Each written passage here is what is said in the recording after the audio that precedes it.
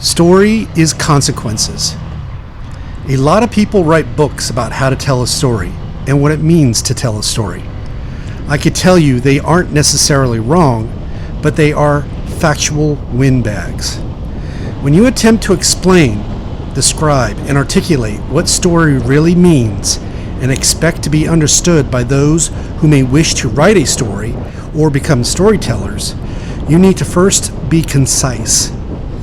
Most explainers of storytelling have these long books, and you're supposed to spend rent money, or at least food money, on this book that does nothing more than complicate the understanding of story.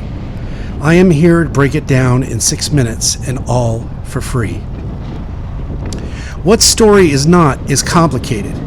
Shakespeare has proven this by over and over again illustrating that life and story is nothing but a repetition of the tendencies of mankind, that being betrayal. Life is fundamentally about betrayal, and if you focus on betrayal, you can find a story, even if it's a bad story. If it has betrayal in it, you will have at least some sort of interest in some sort of story. Why is betrayal so important? Well, let's start with Adam and Eve. Need I say more? It's innate. Any of your favorite novels or films contain an element of betrayal because it works in storytelling, mainly because it turns the story in another direction by nature, and it's believable because, well, people actually do it. It's the very reason why half of all marriages end in divorce. People love to have power, and part of that power is the power to change one's mind. I am married. I don't want to be married anymore, so I will betray my spouse. That's story in a nutshell. Story is comprised of the basic questions of human behavior: who, what, where, when, why, how, and to what extent, usually, but not necessarily ending up in betrayal. But if your story has no compelling angle to it, try thinking in these terms and you will find one. These are bullet points everyone should answer to any story, good or bad. But this is not where it ends. This is not the answer to telling a story. The best stories are those where you basically understand how they are going to end. Not always, but usually. There have been great stories written where the ending comes to the writer at the end of this endeavor. This is not impossible, but only certain writers are able to do this and not waste time. The ending is everything, as it's the last thing your audience remembers you by, and the last feeling they have of your efforts. It's vital to be fulfilling. So how do you make it fulfilling? First, don't write a rom-com. Just kidding. No, I'm not. Don't write a rom-com. Moving on. Story, by definition, is information revealed at the proper time. That's it. Information you provide revealed at its proper time to enhance a compelling story. The secret finality to story are consequences. That's it. Story is revealing information at the proper times, and that information leads to character consequences. This is all you need to know about story to understand story. It is up to you to add the details, the characters and their personalities, and create a situation which feels compelling. As you write, you begin to understand more and more what compelling really means, and it starts with betrayal and consequences. Once you learn the art of these two elements of life, you can then find it over time. Watch documentaries on people who have destroyed their lives over bad decisions, usually betraying someone and then suffering the consequences. You begin to see over time how obvious it is, and it assists in your journey in writing characters in a situation which feels compelling. Your backdrop can assist in getting you started. Know what situation you place your characters in. After situation comes circumstances, then usually followed by betrayal, which leads to consequences. There you have your story.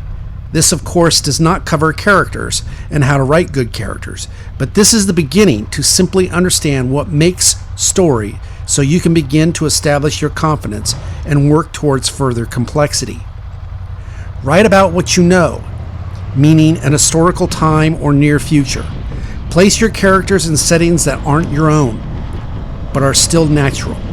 Give them a problem they must overcome, and understand that the antagonist doesn't always have to be some German accent blonde man with a gun. In one story, I tried using only a spokesperson for the bad guy, so I didn't have to reveal or describe a stereotype of an antagonist, as it can be quite distracting because of the stereotypical nature. It worked. The spokesperson spoke with a British accent and used euphemisms of that culture to communicate, which solved this type of writer's dilemma. For the sake of clarity, let's suggest a storyline. A complicated marriage consumed with wealth and unhappiness.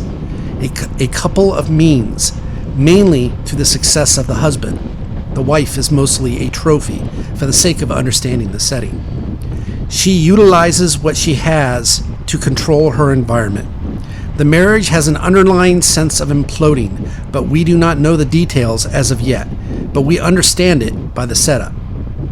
The wife comes home to a hitman awaiting her. He wishes to talk and not to fire, seeking an opportunity for more money.